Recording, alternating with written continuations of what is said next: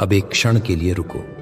जहां भी तुम हो, चाहे तुम गाड़ी चला रहे हो या अपने बिस्तर पर लेटे हो या भीड़ में खड़े हो, अपनी आंखें बंद करो, एक गहरी सांस लो और अपने आप से पूरी ईमानदारी से पूछो, जैसे कि तुम मेरे सामने खड़े हो, मैंने अपने जीवन के सिंहासन पर किसे या किस चीज को बिठाया है? वह कौन सी एक चीज है जिसके बिना मैं जीने की कल्पना नहीं कर सकता? मेरे दिल की सबसे गहरी, सबसे सच्ची इच्छा क्या है? मैं वास्तव में किसकी खोज कर रहा हूं? परमेश्वर के राज्य की या अपने छोटे से अस्थाई राज्य की? तुम्हारे जीवन का सिंहासन खाली नहीं रह सकता।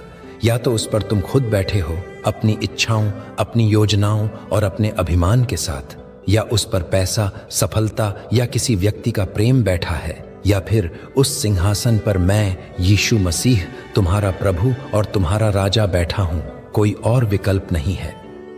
क्योंकि मैं तुमसे यह गंभीर, जीवन पर रखने वाला सत्य कहता हूं, यदि आज रात जब तुम सो रहे हो तुम्हारी आत्मा तुमसे ले ली जाए, और यह किसी के साथ भी किसी भी क्षण हो सकता है, तो तुम्हारी सारी कमाई, तुम्हारी सारी उपलब्धियां, तुम्हारा वह सुंदर घर, तुम्हारी वह महंगी कार, तुम्हारे बैंक खाते में पड़े वो सारे अंक, तुम्हारी वो सारी चिंताएं और तुम्हारी वो सारी योजनाएं किसके लिए होंगी?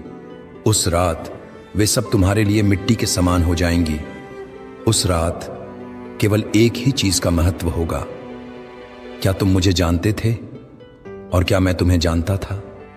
इस प्रश्न को अपने हृदय में बैठने दो, इसे तुम्हें परेशान करने दो, इसे तुम्हें जगाने दो, क्योंकि इसी प्रश्न के उत्तर में तुम्हारी अनंत काल की नियति छिपी है। अब इस निमंत्रण को और गहराई से समझते हैं। जब मैं कहता हूं अनंत का निमंत्रण, तो मेरा क्या मतलब है? मैं तुम्हें केवल मृत्यु के बाद के जीवन के लिए नहीं बुला रहा हूं। मैं तुम्हें अभी, इसी क्षण, एक नए प्रकार के जीवन में प्रवेश करने के लिए बुला रहा हूं।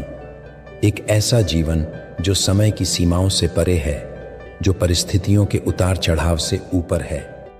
देखो, तुम दो वास्तविकताओं में एक साथ जीते हो। एक है दृश्य, अस्थाई वास्तविकता। यह तुम्हारी नौकरी है, तुम्हारा परिवार है, तुम्हारा स्वास्थ्य है, तुम्हारा देश है। यह वह दुनिया है जिसे तुम अपनी आंखों से देखते हो और अपने हाथों से छूते हो।